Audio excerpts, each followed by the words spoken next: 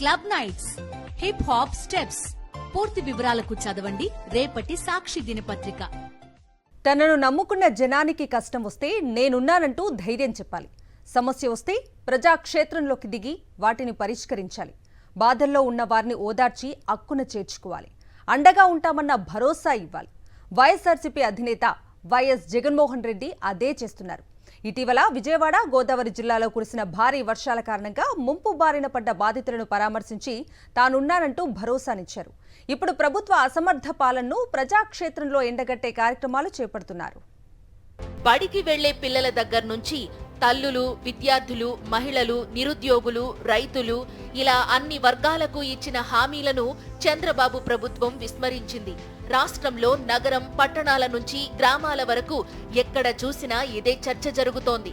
ఇక బుడమేరు వరదలు, Visakha steel plant అమ్మకానికి మరింత వేగంగా అడుగులు పడడం వంటి సంఘటనలు రాష్ట్ర ప్రజల్లో మరింత ఆందోళనలు రేపుతున్నాయి. తిరుమల లడ్డూ ప్రసాదంపై చంద్రబాబు చేసిన దుష్ట ప్రచారం ప్రజలను విస్మయానికి గురిచేసింది. చంద్రబాబు ప్రభుత్వ వైఫల్యాలు, అరాచకాలపై వైఎస్ఆర్సీపీ ప్రజా పోరాటానికి సన్నద్ధమవుతోంది. ఇప్పటికే అనేక అంశాలపై వైఎస్ఆర్సీపీ అధినేత వైఎస్ జగన్మోహన్ రెడ్డి ఎప్పటికప్పుడు స్పందిస్తూ కూటమికి కౌంటర్ అటాక్ ఇస్తున్నారు. వాస్తవానికి 6 నెలల పాటు కొత్త ప్రభుత్వానికి అవకాశం ఇవ్వాలని మొదటి నుంచి వైఎస్ జగన్ భావిస్తూ వచ్చారు. ఈ 6 నెలల హనీమూన్ పీరియడ్ ముగిశాక ప్రభుత్వంపై ప్రజల పక్షాన పోరాటం చేయాలని అనుకున్నారు. కానీ చంద్రబాబు అసలు రంగు ముందే బయటపడింది. అధికారంలోకి వచ్చిన నాటి నుంచి చంద్రబాబు తప్పు మీద తప్పులు చేస్తూ ప్రజల్లో తీవ్ర ఆగ్రహానికి గురవుతున్నారు. ఈ నేపథ్యంలో ముందుగానే ప్రజాపక్షాన పోరాటాలకు దిగాలని వైఎస్ జగన్ ఓ నిర్ణయానికి వచ్చినట్లు పార్టీ వర్గాలు చెబుతున్నాయి. ఇటీవల కురిసిన భారీ వర్షాలకు బుడమేరు పొంగి విజయవాడను వరద ముంచెత్తింది. 50 మందికి పైగా జనం చనిపోయారు. దాదాపు 3.5 లక్షల మంది జనం వరదల్లో చిక్కుకుని ప్రాణాలను అరచేతిలో పెట్టుకుని బతుకుతున్నా చంద్రబాబు ప్రభుత్వం పట్టించుకోలేదు. దీంతో వైఎస్ జగన్ నేరుగా వరద బాధితుల దగ్గరకు వెళ్లారు. మోకాళ్ల లోతు నీళ్లల్లోనే ఆయన బాధితుల దగ్గరకు వెళ్లి వారి కష్టాలు తెలుసుకున్నారు. వరద బాధితులకు సహాయక చర్యలు చేయడంలో విఫలం చెందడంతో పార్టీ తరపున ₹1 కోటి ఆర్థిక సాయం అందించడంతో పాటు వైఎస్ఆర్సీపీ శ్రేణులు బాధితులకు అండగా నిలిచి సాయం చెయ్యాలని పిలుపునిచ్చారు. పార్టీకి చెందిన ఎంపీలు, ఎమ్మెల్యేలు, ఎమ్మెల్సీల 1 నెల వేతనాన్ని వరద బాధితులకు అందించారు. విజయవాడలోని వరద ప్రాంతాలైన సింగ్ నగర్, రాజరాజేశ్వరిపేటను వైఎస్ జగన్మోహన్ రెడ్డి సందర్శించి బాధితులకు అండగా ఉంటానని భరోసానిచ్చారు.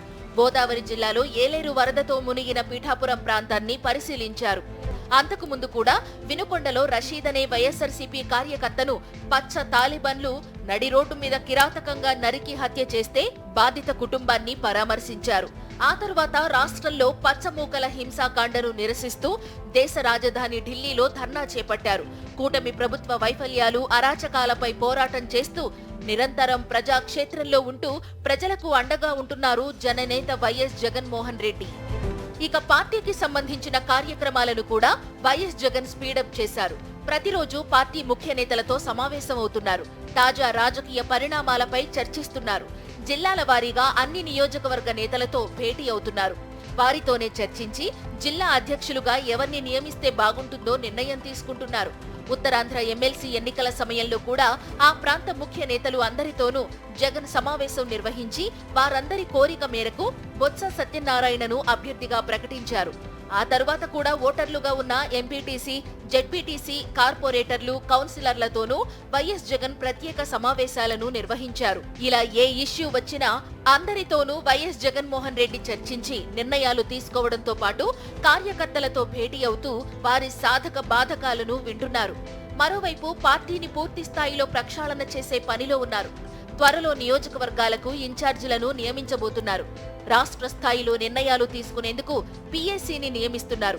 ప్రస్తుతం ఇందులో సీనియర్ నేత పెద్దిరెడ్డి రామచంద్రారెడ్డిని నియమించారు.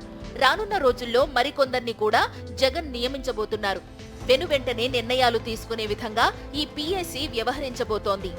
ఇక ఇప్పటికే రాష్ట్ర వ్యాప్తంగా వైఎస్ఆర్సీపీ నేతలు, కార్యకర్తలపై దాడులు, హత్యలు జరుగుతున్న నేపథ్యంలో బాధిత కుటుంబాల పరామర్శకు YSR Congress party route map సిద్ధం చేస్తోంది.